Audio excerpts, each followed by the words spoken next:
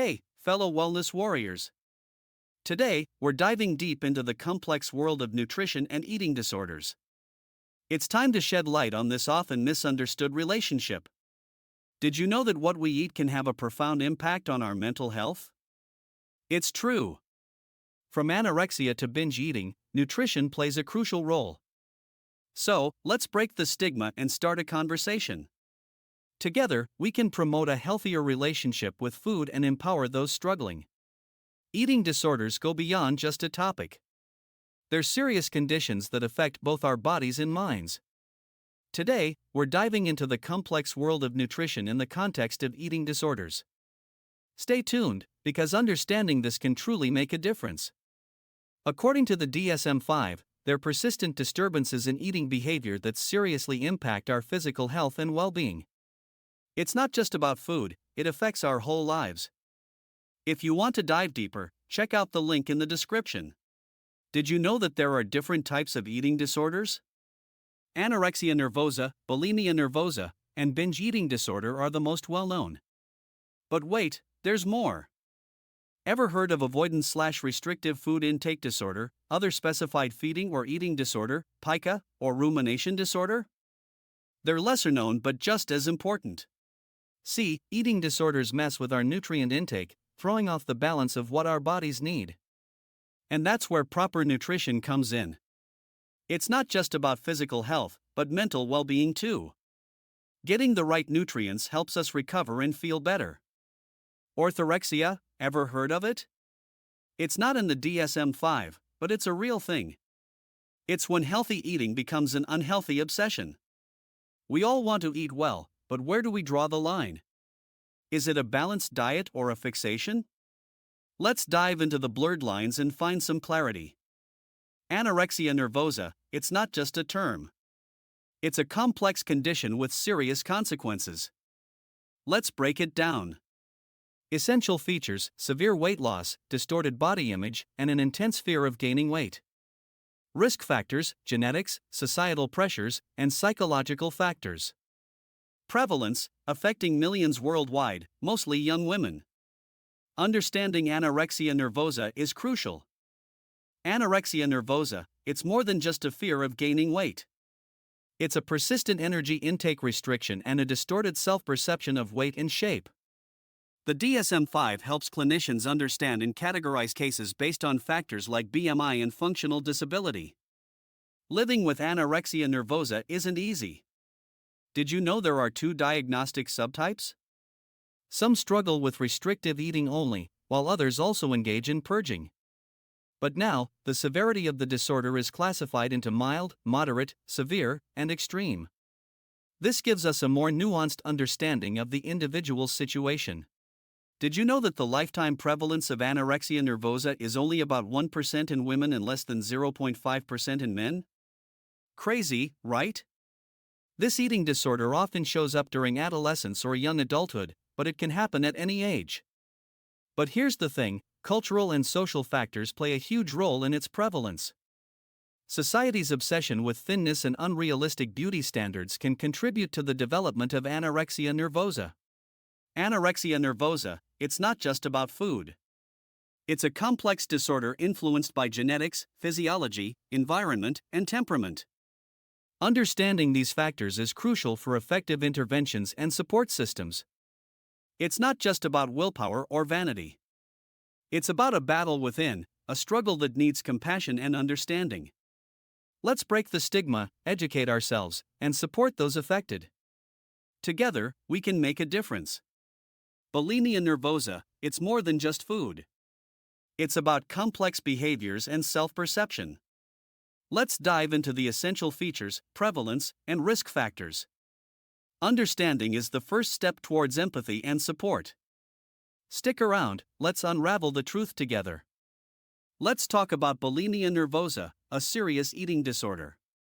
It's all about recurrent episodes of binge eating, followed by harmful behaviors to prevent weight gain. Think self-induced vomiting, laxative misuse, fasting, and more. The DSM-5 even introduced severity ratings to measure its impact on someone's life. Bulimia nervosa, ever wondered how common it is? Well, studies show that approximately 2% of women and 0.5% of men experience it in their lifetime. And guess what? It's not exclusive to any specific age group or ethnicity. While it usually starts during adolescence or young adulthood, there are rare cases outside this range. Living with an eating disorder isn't a one-time experience for everyone. Did you know about a fascinating phenomenon called diagnostic crossover? It's when individuals transition from bulimia nervosa to anorexia nervosa and back. These transitions are complex and have significant implications for individuals. Bulimia nervosa, a complex disorder influenced by genetics, physiology, environment, and temperament. Let's dive in. Genetics play a role, with certain genes increasing vulnerability. Physiology matters too, as imbalances in brain chemicals can contribute. Environment, like societal pressures and family dynamics, can fuel the disorder. And temperament, our individual traits, can affect how we cope. Understanding these factors helps us grasp the complexities of bulimia nervosa and its impact. Let's shed light on this important topic together. Binge eating disorder goes beyond just eating a lot of food. It's a complex struggle that affects many individuals. Let's break it down. Binge eating disorder is characterized by recurring episodes of eating large amounts of food, accompanied by a feeling of loss of control. It's not about the quantity, but the emotional and psychological factors that surround it. This disorder is more common than you might think, impacting millions of people worldwide. Understanding this silent struggle is the first step towards creating a supportive community. Hey, did you know that the DSM-5 has made a major change? Binge eating disorder is now officially recognized as a clinical disorder. No more just for research purposes. It's a genuine concern. So, what's the essential feature? Recurrent episodes of binge eating without compensatory measures. Let's dive into the criteria and severity levels. Did you know that binge eating disorder is more common than you might think? It affects about 3.5% of women and 2% of men in their lifetime. And get this, it's not limited by ethnicity or country. It happens all around the world. But here's the thing, it's not just about how often it happens, it's also about how it impacts someone's life. Did you know that binge eating disorder tends to run in families? Yeah, it's true. Unlike some other eating disorders, there's a strong genetic influence. But here's the interesting part, crossover to other eating disorders is actually uncommon. So, what does this mean? Well, it's all about the complexities of family dynamics and the unique characteristics of binge eating disorder. In fact, we're still trying to understand the temperamental and environmental risk factors associated with this disorder. It's a complex puzzle that needs further research. So, let's keep exploring, learning, and raising awareness about binge eating disorder. Eating disorders, they're not always black and white. That's where other specified feeding or eating disorder comes in. It's time to demystify this category, break down those atypical cases, and explore unique treatment approaches. Knowledge is power, and understanding these nuances is essential. So, let's dive in and unravel the complexities of eating disorders together. Hey, did you know that there's a category of eating disorders called other specified feeding or eating disorder? It's a spectrum, and understanding these variations is crucial. It includes atypical cases like restrictive eating with normal weight, atypical binge eating disorder with less frequent episodes, purging disorder without binge eating, and night eating syndrome. It's important to recognize that eating disorders aren't always black and white. Hey, did you know that when it comes to subclinical cases, the treatment approach is similar to full criteria presentations? But here's the catch, the frequency of therapeutic interventions and the treatment setting may differ. So, what does that mean?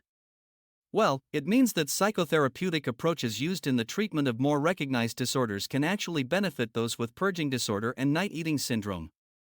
Pretty cool, right? Living with an eating disorder isn't always black and white. It's a complex journey, filled with gray areas. But you know what? That's okay. Because those gray areas teach us about the true complexity of these conditions. They remind us of the need for individualized care. So let's embrace the diversity within the spectrum of eating disorders. As we delve into the intricate world of eating disorders, it's clear they go beyond the surface, affecting individuals profoundly. From the rigid restrictions of anorexia nervosa to the complex patterns of bulimia nervosa and the silent struggles of binge eating disorder, we've gained insights into diverse challenges. Exploring other specified feeding or eating disorders, we see the vast spectrum and varied experiences. Let's foster empathy, break down stigma, and support each other on the path to recovery. Together, we can create a community of understanding. Before we wrap up, I want to hear from you. Have you or someone you know dealt with eating disorders? How did nutrition play a role in the recovery process? Drop your thoughts in the comments below and let's create a supportive community through understanding and empathy. Don't forget to subscribe and hit that notification bell to stay updated with our latest videos. Together, we're rewriting the script on what it means to live a healthy and fulfilling life. Wishing you health, happiness, and a plate full of goodness.